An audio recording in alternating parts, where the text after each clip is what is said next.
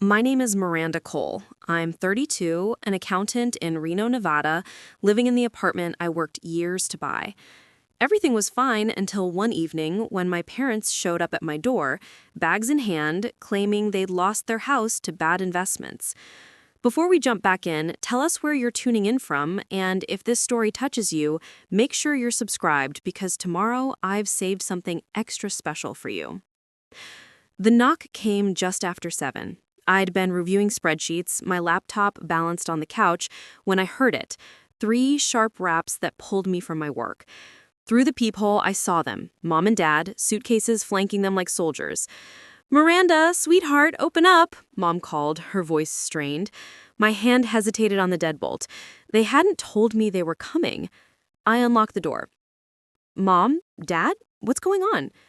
They didn't answer right away. Dad just dragged his suitcase over my threshold, the wheels scraping against the hardwood I'd saved 2 years to refinish. Mom followed, setting her bag down with a heavy thud before heading straight for my kitchen. "We lost the house," Dad said finally, not meeting my eyes.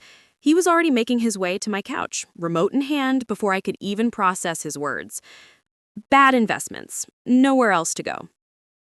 I stood there frozen, watching Mom pull open my cabinets. She'd started rearranging my spices, the ones I'd organized alphabetically just last week, shoving them into different spots with quick, decisive movements. "This setup doesn't make sense, Miranda," she said, her voice sharp like she owned the place. "Wait, what?" I managed. "You lost your house? When? How?"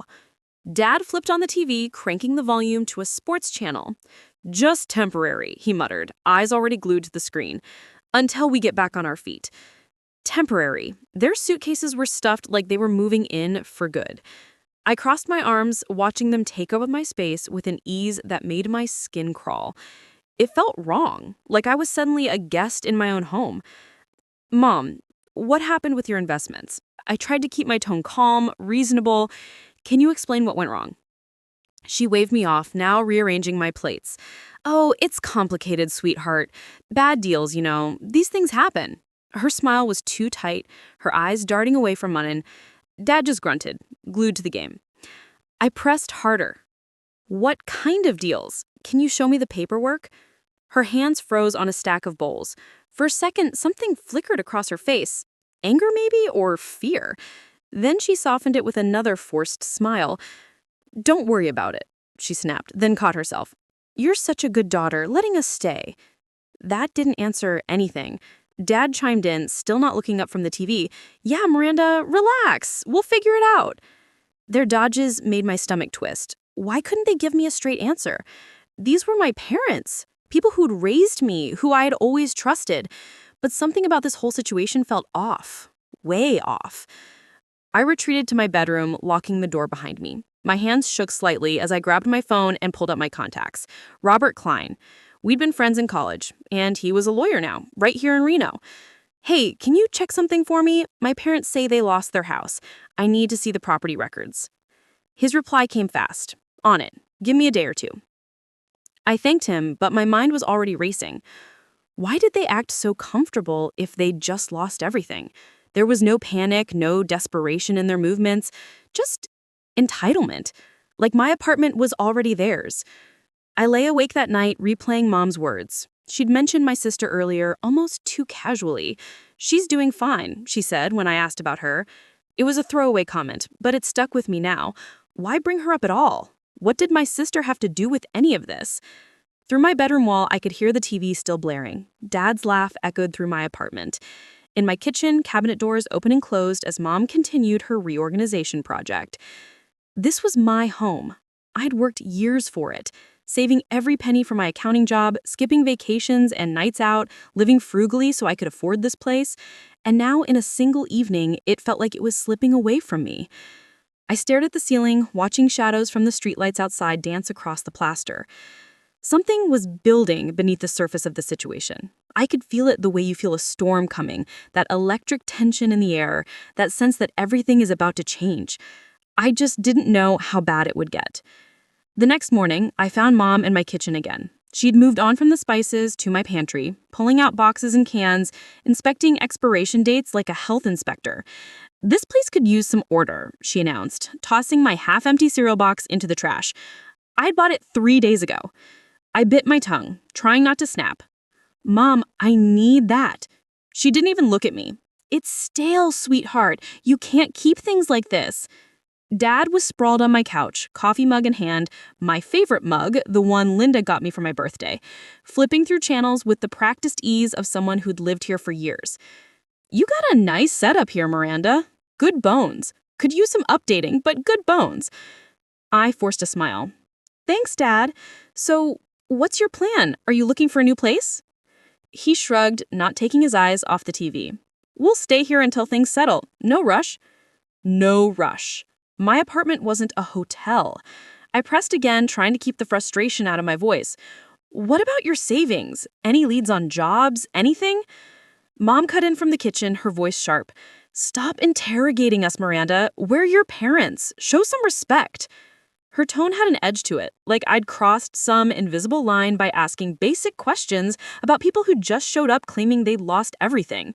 The way she said it made me feel small, like a child being scolded for speaking out of turn. I retreated to my bedroom, locking the door behind me. I caught myself as I went to work that day, my head spinning. At the office, I couldn't focus. Numbers blurred on my screen. I kept thinking about Mom's comment about Tara. So random, so out of place. During my lunch break, I tried calling my sister. It went straight to voicemail. Typical. Tara had always been like that. The golden child, the one they fawned over while I worked for everything. She could go weeks without returning calls, and somehow that was fine. But if I took more than a day to respond, I'd hear about it. I pushed that thought aside and tried to concentrate on the expense report in front of me. But my mind kept drifting back to my apartment, to my parents moving through it like they owned it, touching my things, changing my space. Todd text came through during my lunch break. "Saw your sister on Instagram. She's posting pics of a fancy new house in Reno. What's that about?" My sandwich turned to cardboard in my mouth. I pulled up Instagram with shaking fingers and navigated to Tara's profile. And there it was. A gorgeous modern house with clean lines and a sparkling pool. My sister posed in front of it, one hand on her hip, sunglasses pushed up into her hair, the picture of success. The caption read, "Living the dream," posted a week ago. 1 week before my parents showed up at my door claiming they'd lost everything? I scrolled through more photos. The kitchen, all marble countertops and stainless steel appliances. The backyard, professionally landscaped with a fire pit and outdoor seating. The master bedroom, bigger than my entire living room. My heart pounded. I clicked on the location tag. South Reno. I opened a new tab and searched the address. The property value estimates made my stomach drop. $850,000 to $900,000. Tara was a part-time barista. On good weeks, she maybe cleared $400. There was no way, absolutely no way she could afford this on her own. I texted Linda back. "When did she post this?" "Last week. Looks expensive." Last week, right before my parents arrived. Back at my apartment that evening, the invasion continued. Mom was in my living room now, actually pulling down my curtains. "These are too dark," she announced, tossing them onto the couch. "They make the whole place feel closed in. We need something lighter." "We?" The word slipped out before I could stop it. She looked at me, surprised. "Well, while we're staying here, we might as well make it comfortable." Dad was near the window, measuring something with a tape measure he'd apparently brought with him. "This balcony," he muttered, more to himself than anyone else, "could use new railings. Maybe some planters. Fix it up nice." "Fix it up for what?" I asked, my voice sharper than I intended. He finally looked at me. "Make it more comfortable, you know." "Comfortable for who?" My phone buzzed, another call coming in. I stepped into my bedroom, closing the door. "Robert?" "Miranda, I need you to sit down." I sat on my bed, gripping the phone. "What did you find?" "Your parents sold their house 2 weeks ago. County records show the sale went through for $860,000. The room tilted. $860,000? "That's not all. The buyer, it was a direct sale to an individual. I cross-referenced the name with the property records you might want to know about." He paused. Miranda, the money went to your sister. All of it. For a house in South Reno. I couldn't breathe. The Instagram photos flashed through my mind. Tara's perfect house, her smug smile, living the dream. Robert continued. There was no foreclosure, no bad investments. The sale was clean. They signed the funds over to her name on the same day. I whispered. They lied. They didn't lose their house. They gave it all to her. I'm sending you the documents now. Miranda, I'm sorry, but your parents knew exactly what they were doing. After I hung up, I sat there in the silence of my bedroom, listening to my mother hum in the kitchen, my father's footsteps in the living room. They were in my home, acting like they owned it, measuring my balcony for renovations, throwing out my belongings, all while they just handed my sister close to $1 million. $1 million they claimed to have lost. I thought about every time I'd been overlooked, every time Tara got the new car while I took the bus, every time they'd paid for her trips while I worked double shifts, every time I'd told myself it was fine, that I was fine, that being the responsible one was its own reward. They'd sold their house, given her everything, and came to me with lies and empty hands, expecting me to just take care of them? My phone lit up with an email from Robert. Property records, sale documents, everything in black and white. I wasn't crazy. I wasn't overreacting. They had betrayed me. I needed answers beyond what the documents could tell me. The next morning, I texted Aunt Sylvia. Can we meet? It's about Mom and Dad. She replied within minutes. Coffee shop on Virginia Street, 10 a.m. Sylvia was already there when I arrived, a steaming mug in front of her. She took one look at my face and leaned forward. What happened, Miranda? I showed her everything. Robert's documents, Tara's Instagram, the timeline that didn't add up. She listened, her expression darkening with each detail. I was afraid of this, she finally said, stirring her coffee slowly. I'd hoped I was wrong, but I was afraid of this. You knew? Not the details, but I knew your sister had gotten involved with Danielle Ford. You remember her?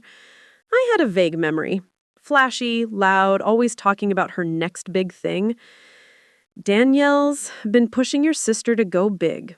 They're planning to open some trendy restaurant in Reno, maybe with a mini casino attached.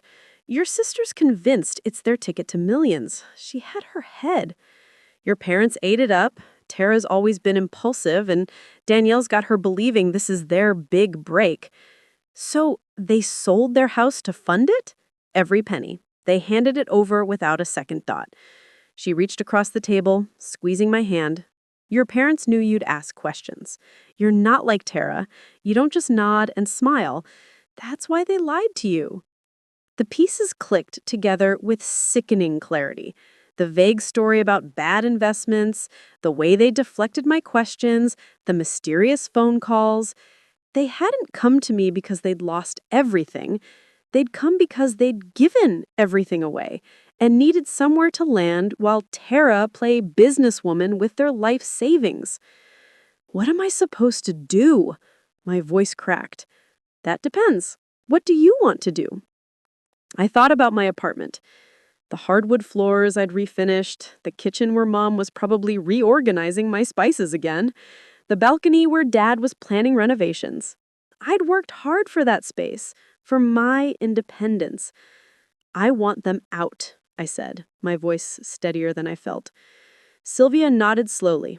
Then you know what you have to do. And Miranda, she looked at me seriously, they're not going to go quietly. Back at my apartment, they were exactly where I expected them to be. Mom folding blankets in the living room, Dad measuring my kitchen counters now, muttering about replacements. They looked up when I walked in, completely oblivious to the storm I was carrying inside me. Hey, sweetheart, Mom said brightly. I was thinking we could repaint the bathroom. That beige color is so dated. I stood there, documents from Robert burning in my bag, and watched them plan renovations to my home with money that should have secured their future. Instead, they'd gambled it all on my sister's pipe dream and expected me to catch them when they fell. But I wasn't going to be their safety net anymore. I wasn't going to be their fallback plan. The betrayal sat heavy in my chest. Not just that they'd lied, but that they'd chosen her so completely. After everything. After all the years of being responsible, reliable Miranda, who never asked for anything. They'd given her a mansion and tried to take my home. "We need to talk," I said, my voice steadier than I felt. Mom looked up from her blankets, surprised by my tone. "What's this about, honey?" I pulled out my phone, opening the email from Robert. "About the house you sold and where the money really went." The color drained from both their faces, and I knew with absolute certainty that nothing would ever be the same again. That evening, I walked into my living room where Mom was folding blankets she'd brought, stacking them on my chair like she owned the place. Dad was tinkering with my thermostat now, muttering about the temperature settings. I took a deep breath. "Mom, Dad, we need to talk." I held up my phone, showing Robert's email. "I know you sold your house. $860,000. All of it went to Tara for that house in South Reno. No bad investments, no foreclosure. So why are you here lying to me?" Mom's face tightened, but she forced a laugh. "You're overreacting, sweetheart. It's not like that." "Then show me your bank statements," I said, stepping closer. "Prove you're broke. Prove you lost everything, like you said."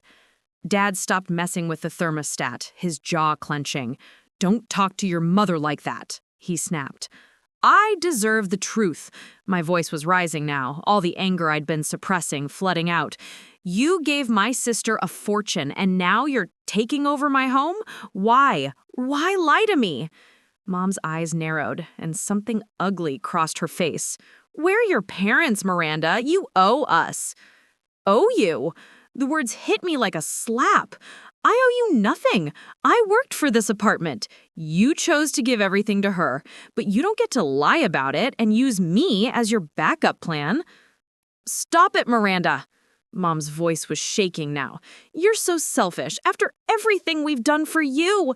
"What have you done for me?" I shot back. "You've spent my whole life choosing her over me, and now you want me to just accept this? To let you move in here based on lies?" "Enough!" Mom's face turned red, her hands trembling. "No!" I stood my ground. "Show me the proof, or admit you lied." Before I could react, she stepped forward and slapped me across the face. The sting was sharp, shocking. I stumbled back, my hand flying to my cheek. The room went silent, except for my ragged breathing. Dad froze, his eyes wide. "Pamela, enough," he said weakly. But he didn't move toward me, didn't ask if I was okay, just stood there, looking uncomfortable. My phone rang, cutting through the tension. Linda's name flashed on the screen. I stepped into the hallway, my hand still on my burning cheek. "Linda, you okay?" Linda's voice was concerned. "I just heard something about your sister. She's been blowing money like crazy. Fancy dinners, designer bags, the works. Someone from my gym saw her at that expensive restaurant downtown last night." I clenched my fist. "Thanks, Linda." Tara was out there living it up with their money, while my parents crashed here, lying to my face, and now hitting me. A loud knock startled me. I opened the door to find Edward Blake, my neighbor, looking concerned. "Everything all right, Mirabra?" he asked. I heard shouting. I forced a nod, though my cheek was still stinging. "Just a family disagreement, Mr. Blake." He frowned, glancing past me toward where my parents stood. "If you need anything, I'm right next door. I mean it." "Thank you," I said, genuinely grateful. I shut the door and turned back to my parents. They were whispering now, Mom's face still flushed, Dad avoiding my gaze. I touched my cheek where she'd hit me, feeling the heat of it. Something had shifted inside me. The slap had paradoxically made everything clearer. This wasn't about proving anything anymore. This was about survival. "You need to leave," I said, my voice low but firm. Mom laughed, sharp, bitter. You're kicking us out after everything we've done for you, after we raised you? You lied to me. You took over my home. And now this? I gestured to my face. Get your things and go. Dad stepped forward, his voice softer now. Miranda, let's talk this out. We're family. I shook my head. Family doesn't lie like this. You have until tomorrow morning. Pack your things and leave, or I'll call the police. Mom scoffed, grabbing her bag and storming towards the guest room. You'll regret this, Miranda. You'll see. Dad followed her, muttering under his breath about ungrateful children. I stood alone in my living room, my heart pounding, my cheeks still stung. Linda's words echoed in my head, Tara spending their money freely while they pretended to be destitute. I wasn't letting them win. Not anymore. The next morning, I stood in my living room, arms crossed, watching them eat breakfast at my table like nothing had happened. Their suitcases were still in the corner, unpacked despite my ultimatum. You have 30 minutes to pack and leave, I said, my voice steady. Mom's fork froze midair. What are you talking about, Miranda? I gave you until this morning. Time's up. Dad set his coffee down, still my favorite mug, his eyes narrowing. You're serious? Dead serious. I know you lied about losing your house. You gave my sister everything and thought you could just take over my place. 30 minutes. Mom laughed nervously. You can't do this. We're your parents. This is my home. You have 30 minutes or I'm calling the police. Dad slammed his hand on the table. You ungrateful child. After all we've done, you'd throw us out like trash? I held his gaze. You lied to me. You chose her over me. Get out. Mom stood, grabbing her purse. You'll regret this, Miranda. You'll see. But they didn't move. 10 minutes passed, 15. Mom started packing a bag slowly, deliberately, like she was stalling. Dad just sat there, arms crossed, glaring at me. We're not going anywhere, he said finally. You can't make us. My stomach twisted, but I'd had enough. I picked up my phone and dialed 911. Hi, I need officers at my apartment, I said, keeping my voice calm and clear. My parents are refusing to leave my property. Mom's eyes went wide. You're calling the cops on us? She shrieked. I didn't answer. I gave the dispatcher my address and waited. 20 minutes later, 2 officers knocked on my door. I let them in, my heart pounding so hard I could hear it in my ears. Ma'am, can you explain the situation? One officer asked. His badge read Officer Carter. I showed them my lease, the deed proving I owned the apartment. They've been staying here without permission, and I've asked them to leave. Mom interrupted, tears streaming down her face in a theatrical display. She's our daughter. We're just staying temporarily. We have nowhere to go. Dad stood up, pointing at me. She's heartless, kicking her own parents out onto the street. Officer Carter raised a hand. Sir, calm down. Ma'am, he turned to me. If you're the homeowner and you want them gone, they have to leave. The second officer, a woman named Officer Ruiz, checked my documents. She said, everything's in order. You two need to gather your things and go. Mom's sobs grew louder, more dramatic. How could you do this, Miranda? We're your parents. We have nowhere to go. I stayed silent, my jaw tight. I'd heard enough guilt trips to last a lifetime. Dad's face was red with anger as he shoved clothes into his bag. You'll pay for this, he muttered. Mark my words. The officers stood by, watching as my parents packed. Mom kept crying, tossing random items into her suitcase, including some of my towels. Those aren't yours, I said, stepping forward. Officer Ruiz nodded. Ma'am, only take what belongs to you. Mom glared at me, but put my things back, her movements sharp and angry. It took another 10 minutes. The officers escorted them to the door. Mom turned back, her face wet with tears that might have been real or might have been for show. I couldn't tell anymore. You're breaking our family apart, she said, her voice breaking. I looked her in the eye. You did that when you lied to me. Dad didn't say a word at first, just walked out, his suitcase dragging behind him. But at the doorway, he stopped and turned. "You're no daughter of mine," he said, his voice cold and final. The words stung, but I didn't let it show. I watched as the officers followed them to their car, making sure they actually left. From my window, I saw them drive away. Mom was still crying in the passenger seat. Dad's face was stone. I closed the door. The silence was deafening. My apartment was mine again, but the weight of what I'd just done settled over me like a heavy blanket. I'd called the police on my own parents. I'd watched them get escorted out. But as I looked around my living room, my kitchen with its original spice arrangement, my couch without Dad permanently planted on it, and my curtains back where they belonged, I knew I'd made the right choice. They'd forced my hand, and I wasn't backing down. 3 days later, Aunt Sylvia called. "Miranda, I need to tell you something," she said, her voice heavy. "Your parents showed up at Tara's house." I sat down on my couch. "What happened?" "About what you'd expect. Tara let them in at first, probably felt guilty or wanted to play the good daughter, but it only took 3 days before they were at each other's throats." 3 days? "Your sister's gotten used to her fancy new lifestyle, having your parents around, cramping her style, telling her what to do. She kicked them out after a screaming match, something about them meddling in her business plans." I shouldn't have been surprised. Tara had always been quick to take, but never to share.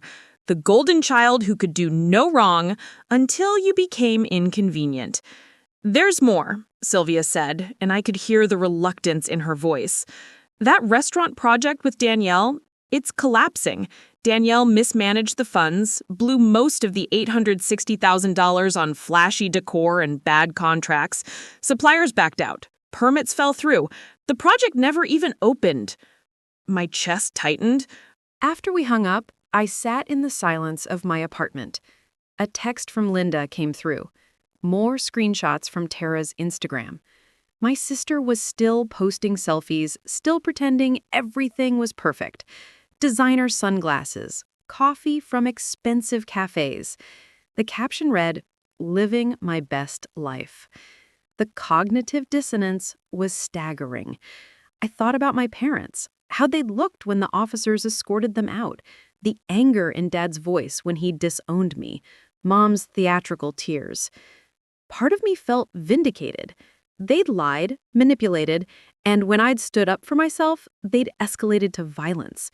The consequences they were facing now, those were their own choices. But another part of me, a part I didn't want to acknowledge, felt sad. Not for what they were going through, but for the family I'd thought we were. For the parents I'd wished I had instead of the ones I got. They'd chosen Tara's fantasy over financial security. They'd chosen lies over honesty. And when everything fell apart, instead of taking responsibility, they'd tried to drag me down with them. I walked to my balcony and looked out over Reno's skyline. The city lights were just starting to flicker on as dusk settled. Somewhere out there, my parents were dealing with the reality of their choices. Tara was watching her dream crumble, and Danielle, whoever she really was, had probably already moved on to her next mark. The family was destroying itself, and I wasn't part of it anymore. My phone buzzed. Linda again. "You doing okay?" I typed back, "Yeah, I'm okay." And for the first time in weeks, it was true. I thought it was over. I really did. But a week later, Linda sent me a text that made my stomach drop. "Miranda, you need to see this." Screenshots followed. Posts from local Reno community groups on Facebook. My parents had launched a campaign. "Our daughter abandoned us in our time of need. We lost everything, and she threw us out without a second thought. No compassion, no family loyalty." Another. "Elderly parents left homeless by cruel daughter. This is what society has come to." The comments section was filled with outrage. People I didn't even know were calling me heartless, selfish, a disgrace. Someone had shared it to a larger community page, then another. The lies were spreading like wildfire. At the grocery store that afternoon, Mrs. Chen from down the street, someone who'd always been friendly, gave me a cold look and turned away. At the coffee shop, the barista who usually chatted with me was curt, almost hostile. My reputation was being destroyed, and I couldn't even defend myself without looking like I was attacking my own parents. I showed the screenshots to Robert when he came over that evening. "This is defamation," he said immediately, scrolling through the post with a deepening frown. "Clear-cut defamation. You can sue them for this, Miranda." The idea made me feel sick. Sue my own parents? But as I watched more comments pile up, more shares, more people believing their lies, I realized I didn't have a choice. "They're trying to control the narrative," Robert continued, "making you the villain so no one asks what really happened. It's manipulation on a public scale." I called Sylvia, needing her perspective. "They're trying to save face," she said bluntly. "They're embarrassed and they're lashing out. But Miranda, you can't let them ruin your reputation. You've worked hard to build your life here." "What do I do?" "Fight back. Not because you want revenge, but because you deserve the truth to be known." Robert drafted a cease and desist letter that night. It detailed the defamation, demanded they retract their statements publicly, and warned of legal action if they didn't comply. "We've got the evidence," he said, organizing the property records, my lease, documentation of everything. "They can't argue with this." I signed the letter, my hand steady, but my heart heavy. Robert arranged for a process server to deliver it directly. They couldn't ignore it or claim they never received it. 2 days later, my phone rang from an unknown number. Against my better judgment, I answered. "Miranda," Mom's voice was shaking. With fury or desperation, I couldn't tell. "Why are you doing this to us?" "You're spreading lies about me," I said, my voice calm despite my racing heart. "You're destroying my reputation in the community where I live and work. You're just telling people what you did." "I'm lying. You lied about losing your house. You lied about why you came here, and now you're lying about what happened. Stop, or I'll see you in court." "You'd really sue your own parents?" Her voice was incredulous, victimized. "You really slapped your own daughter? You really tried to take over her home based on lies?" I took a breath. "The posts come down, and you issue a public apology, or I file the lawsuit. Those are your options." She hung up without another word. I sat there, phone in hand, feeling both powerful and exhausted. Sylvia texted, "Proud of you, Miranda. Stay strong." But the waiting was agony. Would they comply? Or would this escalate even further? Within a week, the posts disappeared. One by one, they vanished from the community groups. Then a new post appeared in the same forums where they'd spread their lies. "We wish to clarify recent statements about our daughter. We misspoke about the circumstances of our situation. We apologize for any confusion or harm caused." It was brief, grudging, but it was public. Robert called to confirm. "I've been monitoring. No new posts, no new rumors. The legal threat worked." Some community members reached out to apologize. Mrs. Chen from down the street stopped me at the mailboxes. "I'm sorry, Miranda. I should have asked your side before judging." Others stayed silent, and I knew some damage was permanent. But the worst was over. Sylvia came over with coffee and her homemade lasagna. "You did it," she said, setting the food on my counter. "You stood your ground, and they blinked first." "It doesn't feel like winning," I admitted. "That's because it's not about winning. It's about protecting yourself. There's a difference." I blocked them that night. Mom, Dad, Tara, all of them, on every platform. Their numbers went into my blocked contacts, email filters set up.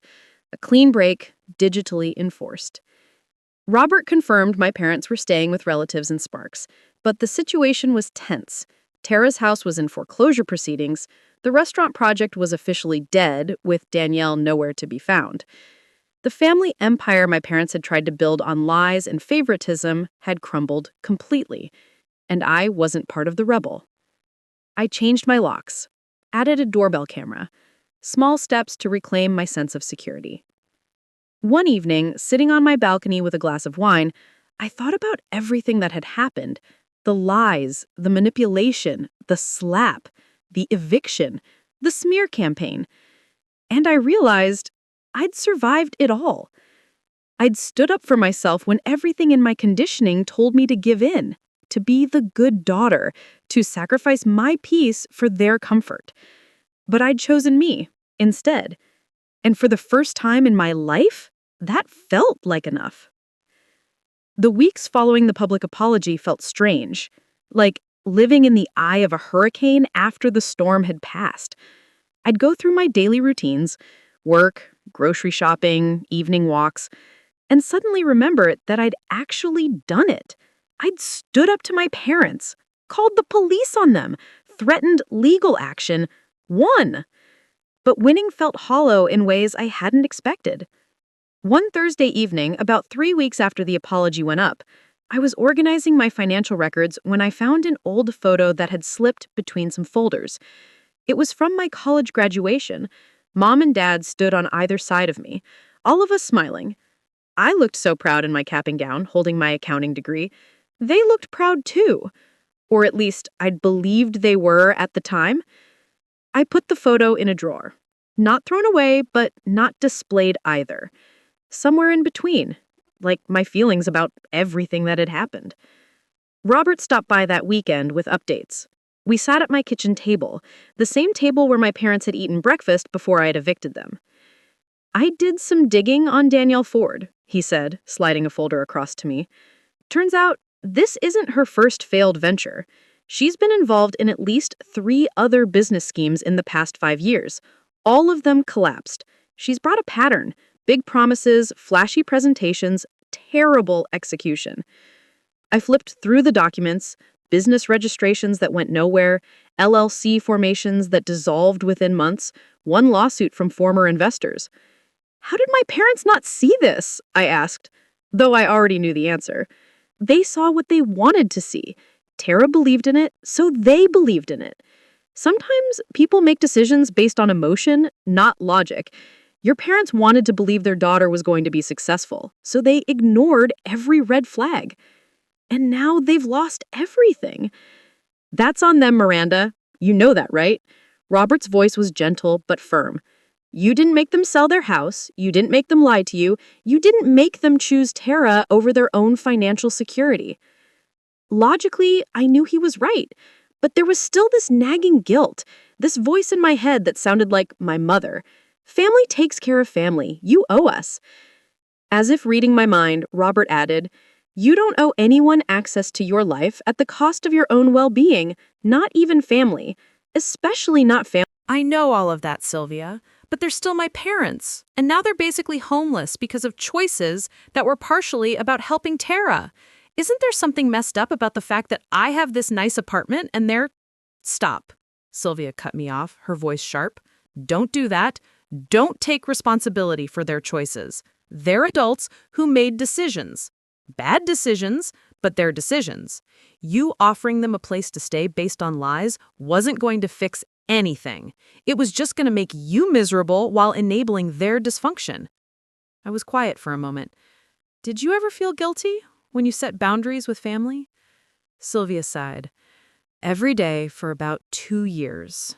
And then one day I woke up and realized I'd rather feel guilty and safe than accommodating and violated. The guilt fades, Miranda. The damage from letting people mistreat you, that sticks around. We talked for another hour. She told me about her own journey, how she'd cut ties with a manipulative sibling, how the family had turned on her for it, how she'd rebuilt her life with people who actually respected her. You're doing the grief work now, she said. Grieving the family you thought you had. That's normal. That's healthy. But don't mistake grief for wrong action. You can be sad about how things turned out and still know you made the right choice. That night, I started journaling. Not something I'd ever done regularly, but my therapist, yes, I'd started seeing a therapist 2 weeks ago, had suggested it as a way to process everything. I wrote about the strange duality of feeling both relieved and guilty, about how my apartment felt peaceful now, but sometimes too quiet, about how I'd catch myself reaching for my phone to call my mom about something mundane, then remembering I couldn't do that anymore. I wrote about Tara too, my sister, who I hadn't spoken to in months even before all this happened. We'd never been close. How could we be when she was the favored one and I was the overlooked one? But I wondered sometimes what she was feeling now. Was she angry at me for not helping our parents? Did she blame me for their situation? Or was she too caught up in her own problems, the failing business, the foreclosure, to think about me at all? Probably the latter, if I was being honest. The next day at work, something unexpected happened. My boss, Sharon, called me into her office. My stomach dropped. Had the rumors from my parents' smear campaign reached my workplace? "Miranda, sit down," Sharon said, gesturing to the chair across from her desk. "I wanted to talk to you about your performance." Here it comes, I thought. Someone saw those Facebook posts and now my professional reputation is shot too. "You've been with us for 6 years now, and your work has consistently been excellent, detailed, accurate, reliable. But I've noticed in the past few months, you've been even more focused. The Chamberlain audit you completed last week, that was exceptional work." I blinked. "Thank you. I'm promoting you to senior accountant. It comes with a salary increase and your own office. You've earned it." I walked out of that meeting in a daze. A promotion, an office, more money. All while my family was falling apart, I was getting ahead professionally.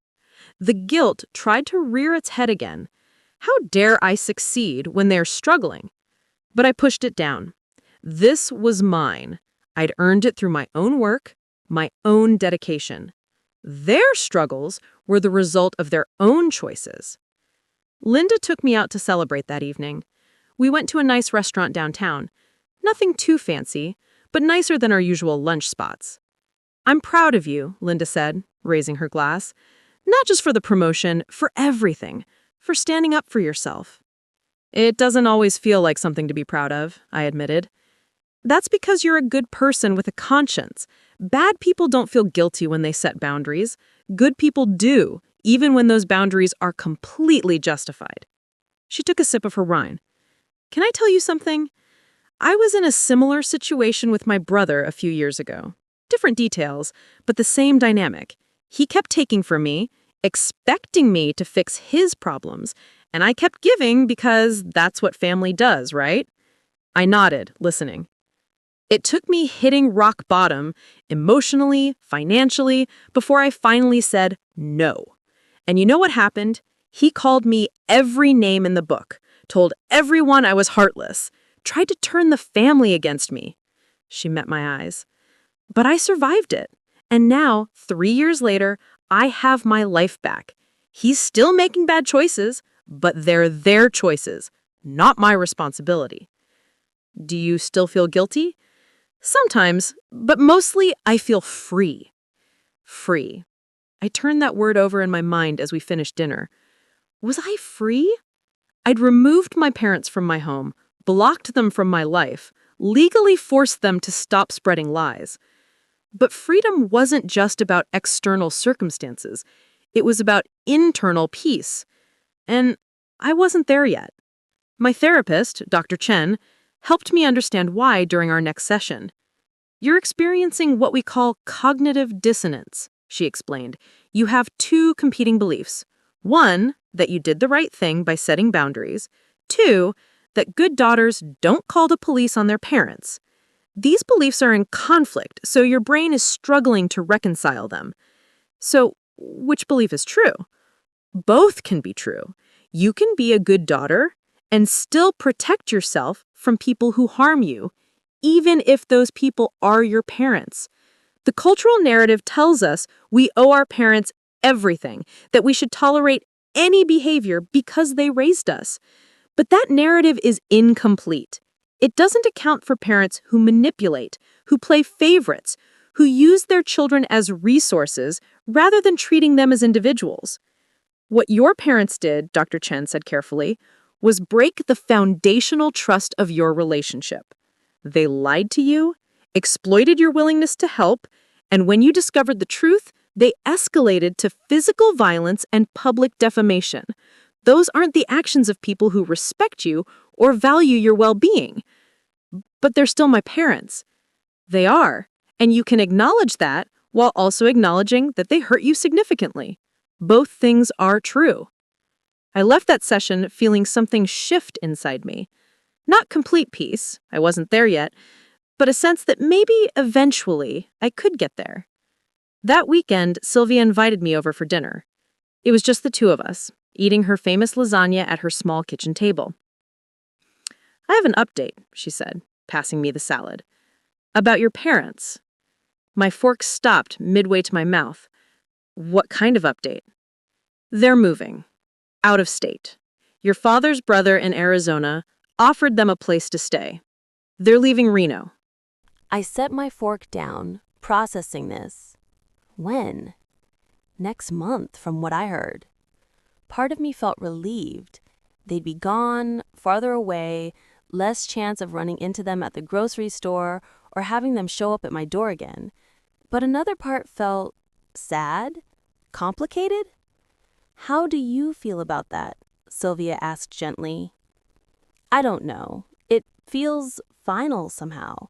Like once they leave, there's really no going back." "Is there anything to go back to?" I thought about that question. Really thought about it. Would I want a relationship with them if they apologized? If they acknowledged what they'd done? If they chose to see me as equal to Tara instead of lesser? Maybe, but that was hypothetical. They hadn't apologized beyond that forced public statement. They hadn't acknowledged anything, and based on everything I knew about them, they probably never would. "No," I said finally. "There's nothing to go back to. That family, the one I thought I had, it never really existed. I was just too busy trying to earn their approval to see it." Tara reached across the table and squeezed my hand. "That's wisdom, Miranda. Painful wisdom, but wisdom nonetheless." A few days later, I was cleaning out my closet, a task I'd been putting off for months when I found a box of old cards and letters, birthday cards from my parents, holiday cards, notes from college when I'd been stressed about exams. I sat on my bedroom floor and read through them. They were full of pleasant words. "We're proud of you. You're such a responsible daughter. We love you." But as I read them, I started to see patterns I'd missed before. The praise was always about being responsible, being practical, being independent. Never about being valued for myself. Never about my dreams or interests or personality. Just about how I didn't cause problems, how I took care of things, how they didn't have to worry about me. In contrast, I remembered the cards Tara got, or at least the ones I'd seen at family gatherings. Hers were full of excitement about her potential, about all the amazing things she was going to do, about how special and talented she was. Mine were about being reliable. It was like being appreciated for being furniture. Useful, sturdy, not particularly exciting, but always there when needed. I put the cards back in the box and put the box in the back of my closet. Maybe someday I'd throw them away. Maybe not. But I didn't need to look at them anymore. That evening, I did something I hadn't done since before my parents showed up. I invited people over. Linda, Robert, and Sylvia. Just a casual dinner at my apartment. The apartment that was fully mine again. We sat around my table, eating takeout and laughing, and I realized this was what family should feel like. People who supported you without expecting you to sacrifice yourself. People who celebrated your victories and helped you through your struggles without keeping score. People who respected your boundaries and valued your well-being. "To Miranda," Robert said, raising his beer, "for being brave enough to choose herself." We clinked glasses, and for the first time in months, I felt something like joy. Later that night, after everyone had gone home, I stood on my balcony looking out at Reno's lights. My city, my home, my life. I thought about my parents packing up to move to Arizona, about Tara probably drowning in regret and financial stress, about the family system that had crumbled because it was built on dysfunction and favoritism rather than genuine love and respect. And I thought about me, still standing, still here, wounded, yes, changed, definitely, but surviving. I pulled out my phone and opened my notes app. I started typing, not quite journaling, not quite a letter, just thoughts I needed to get out. I don't know if I'll ever stop feeling guilty for setting boundaries. Maybe that's part of being human, part of having a conscience. But I'm learning that guilt isn't the same as wrong action. I can feel guilty and still know I did what I had to do to protect myself. My parents made their choices. They chose to lie. They chose to favor one daughter over the other. They chose to sell their security for a risky investment. They chose to invade my home rather than be honest with me. They chose violence and defamation when I stood up for myself. I didn't make those choices. I just refused to be collateral damage in their bad decisions. That doesn't make me heartless. It makes me someone who finally learned that self-respect isn't selfish, that boundaries aren't betrayal, that walking away from toxicity isn't the same as abandoning family. It's choosing not to abandon yourself. I'm not where I want to be yet. I'm still processing, still healing, still figuring out who I am outside of being the responsible daughter who never caused problems. But I'm getting there. And for now, that's enough. I saved the note and put my phone away. The night air was cool, typical for Reno in the fall. Somewhere in the distance, I could hear music from a bar downtown, the sounds of people living their lives. I was living mine too, finally. Messily, imperfectly, but authentically, mine. And that was more than enough. 2 months after my parents left for Arizona, I woke up on a Saturday morning and realized something had shifted. The first thing I felt wasn't anxiety or guilt. It was just peace. I made coffee in my kitchen, my spices still arranged alphabetically, exactly how I wanted them. Sunlight streamed through the new curtains I'd bought, bright yellow ones that made the whole apartment feel warm and alive. I'd repainted the guest room too, turning it into a home office.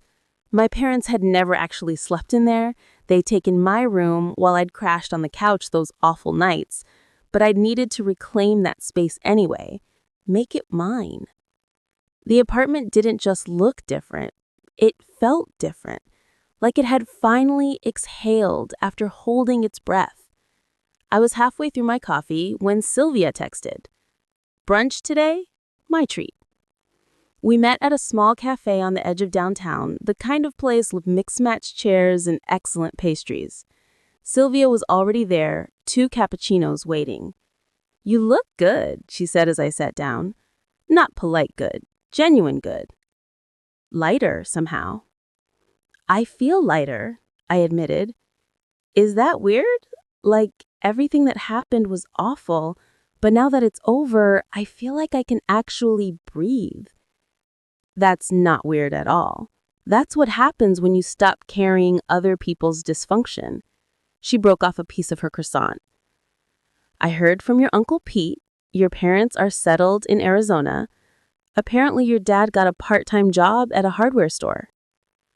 I processed that information, waiting for the guilt or sadness to hit. It didn't. Just a kind of neutral acknowledgement. "Good. I hope they're okay." "You mean that?" "I do. I don't want them in my life, but I don't want them to suffer either. I just want them to be somewhere else, making their own choices, living with their own consequences." That's growth, Miranda. Real growth. We talked about other things after that. Her garden, a trip she was planning, my promotion at work. Normal things, life things, not crisis things. When I got home that afternoon, Linda had left a message. Game night at my place next Friday, you in? I typed back immediately. Absolutely. This was my life now. Friends, work, hobbies I'd neglected for years while trying to be the perfect daughter. I joined a hiking group the month before and discovered I actually loved it. The physical challenge, the Nevada landscape, the quiet companionship of people who didn't need my whole story to accept me. I'd even been on a date. Just one, nothing serious, but it had been nice. Nice to realize I could let someone new into my life without the baggage of family drama weighing down every interaction. That evening, I sat at my new desk in my home office and opened my laptop. I'd been working on something for months, not sure if I'd ever share it, but needing to write it anyway.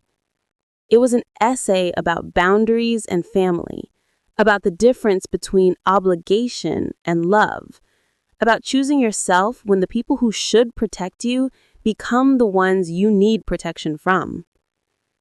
I read through what I had written, making small edits. The conclusion still needed work, but the core of it was there. Family is supposed to be a sanctuary, but sometimes it's a battlefield. And when staying means losing yourself, leaving isn't betrayal, it's survival. We're taught that blood is thicker than water, that family comes first, that you owe your parents everything.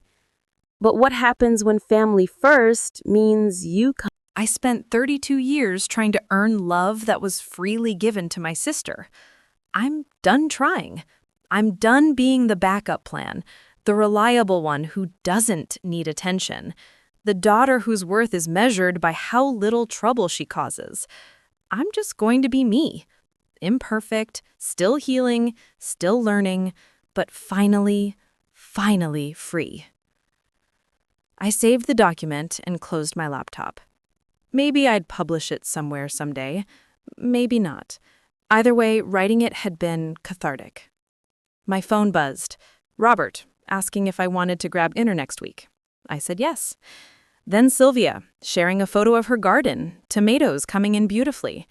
Then Linda, with a meme about accountants that was actually pretty funny. This was my family now. Not by blood, but by choice. People who showed up for me without expecting me to sacrifice myself in return.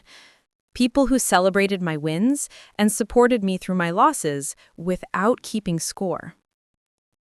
I walked out to my balcony, watching the sun set over Reno.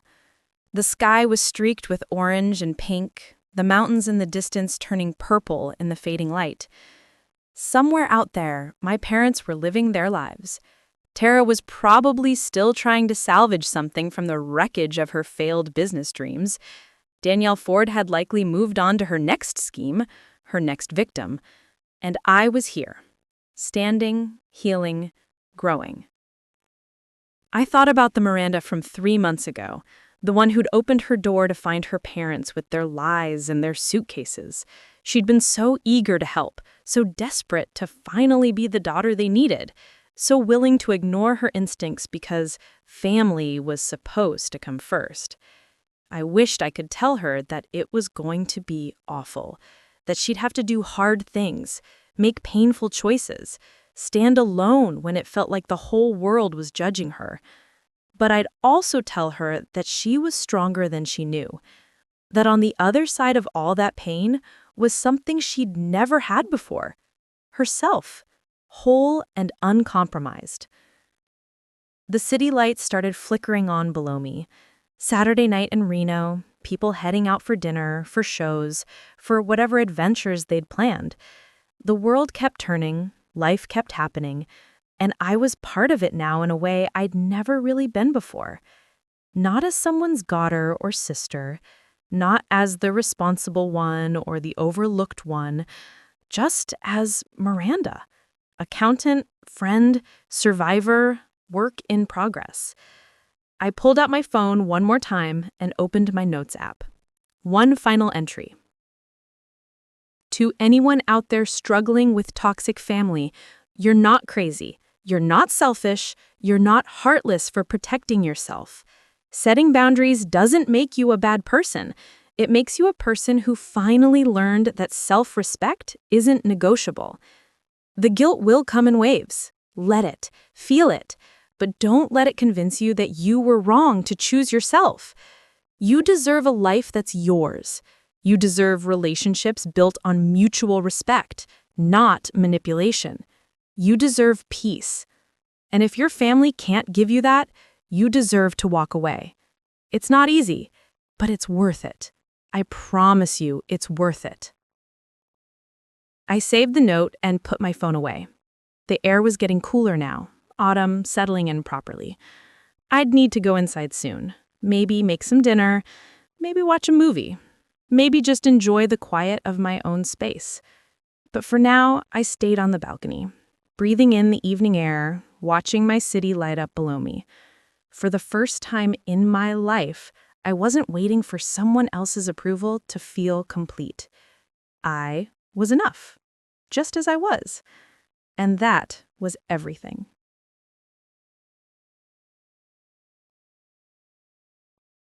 Two months after my parents left for Arizona, I woke up on a Saturday morning and realized something had shifted. The first thing I felt wasn't anxiety or guilt, it was simply peace. I made coffee in my kitchen, my spices still arranged alphabetically exactly how I wanted them. Sunlight streamed through the new curtains I'd bought, yellow ones that made the whole apartment feel warm and alive. I'd repainted the guest room too, turning it into a home office. My parents had never actually slept in there. They'd taken my room while I'd crashed on the couch those awful nights. But I'd needed to reclaim that space anyway, make it mine. The apartment didn't just look different. It felt different, like it had finally exhausted after holding its breath. I was halfway through my coffee when Sylvia texted, "Brunch today, my treat." We met at a small cafe on the edge of downtown, the kind of place with mismatched chairs and excellent pastries. Sylvia was already there, 2 cappuccinos waiting. "You look good," she said, as I sat down. Not polite good, genuine good. Lighter somehow. "I feel lighter," I admitted. "Is that weird? Like everything that happened was awful, but now that it's over, I feel like I can actually breathe." "That's not weird at all. That's what happens when you stop carrying other people's dysfunction." She broke off a piece of her croissant.